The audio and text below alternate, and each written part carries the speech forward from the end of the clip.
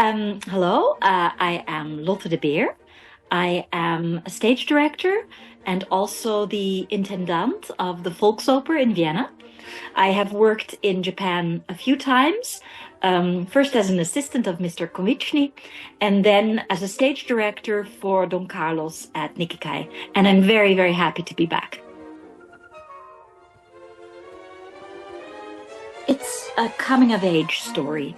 So for me, Jolante is the story of the process in life that we all have to go through when we're young, when we have to choose between staying a blind princess forever or opening our eyes to reality. So I believe in the piece Jolante of Tchaikovsky, blindness is a metaphor, and it stands for how we view reality, which is something that happens in puberty.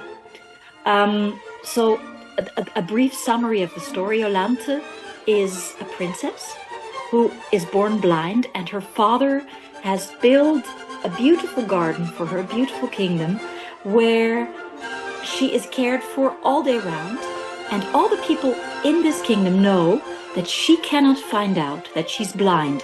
She cannot know that there is such a thing as seeing, as light, as vision. And then there's a prince, Prince Vaudémont, who comes into this kingdom and who meets the princess. And he doesn't know that she's blind, and he falls in love with her.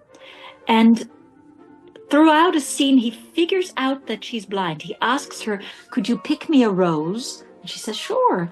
And he says, "Could you pick me a red one?" And she keeps picking him a white rose. So he understands that she doesn't understand color, she doesn't understand vision. And so at the same time, she finds love, and she figures out that life is much more than she thought. And then there's a doctor there who wants to cure her. She has to go through a lot of pain to open her eyes. The world is much different and much uglier than she initially thought. But in the end, she opens her eyes and can live a full life with the prince. We decided to match this piece with the Nutcracker, which for me is a sublime piece of childhood. It's a fairy tale. It's a full, beautiful visual spectacle. It is the piece that Tchaikovsky paired Jolante with. It premiered on the same night, and for us, we've mashed both pieces up, cut them up, and put them together into one piece. For me, it starts with the Nutcracker being the world that the way that Jolante envisions it, rich and full of fairy tale and cakes and dancing flowers. And throughout the piece, slowly but slowly, puberty sets in and paints this beautiful fairy tale picture of growing up. She's afraid of love and sexuality. She's afraid of grown-up life. And in the end, she sees life the way it is, very bare and very, realistic the way the world is. But then she decides to add her world of beauty into the real world, the way artists do. I think artists decide not to grow up completely and paint the world a little bit more beautiful than it is. I always wanted to do Jolante. It's my favorite opera by far, but I didn't really know what to join it with. Every piece that I thought to put after it or before it didn't feel right. Then I was reading about the Nutcracker being the piece that it premiered with. And for the Volksoper, I was looking for a big opening that would join all the different art forms of the house. We have a wonderful ballet, the Wiener Staatsballett, and I decided this was the perfect project to open my tenure in Vienna.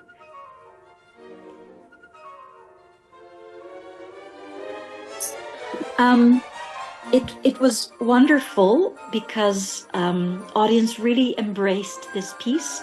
It was always sold out. And the wonderful thing is that children loved it.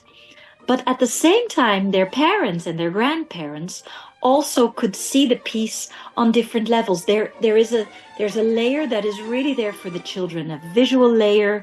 There's a bunny that even in the scenes where maybe the texts are a little bit difficult to understand, there's always one layer where the kids can enter through the piece.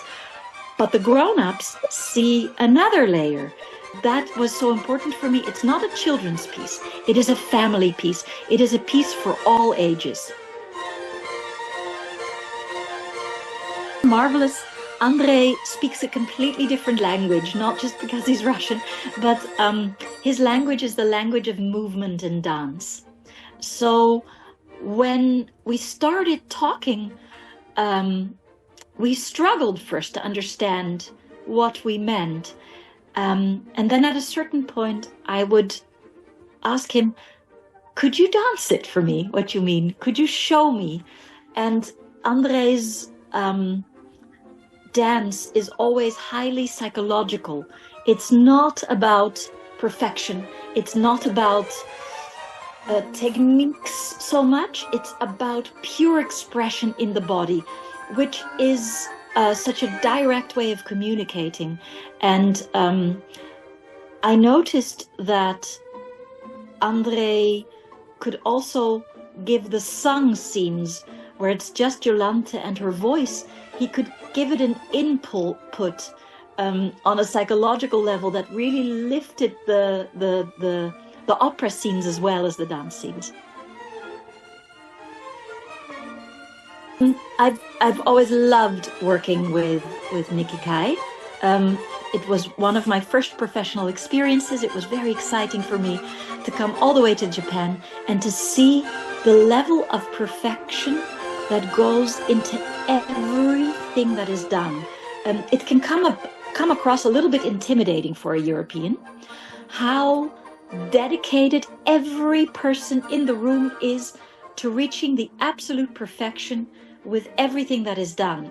I think that is that defines Japanese society. I even noticed it when I go to Starbucks, the level of attention that people put into even making a cup of coffee was first a little bit overwhelming for me. I thought, but then I understood that if you put this kind of care and love and dedication into the little things of life, in the end of the day, it doesn't really matter if the big things turn into a success. Of little successes in life that you can celebrate for yourself and for others. It's such a generous way of treating others and life.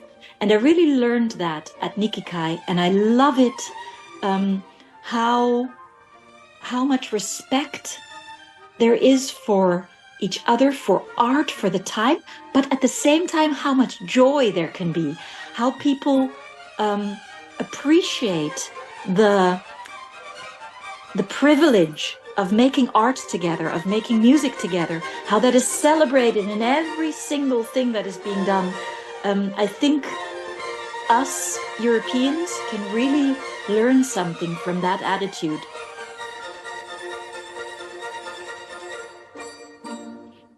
Where children can recognize themselves and the journey that they're on. But I think if there's anything to be learned, it's for the grown-ups. The grown-ups can learn to again look at life through the eyes of a child. And I think both grown-ups and children can learn to learn from Jolanta, even though she opens her eyes to reality, to make the choice to see the world in the beauty that it might not always have, but the beauty that we can bring to it.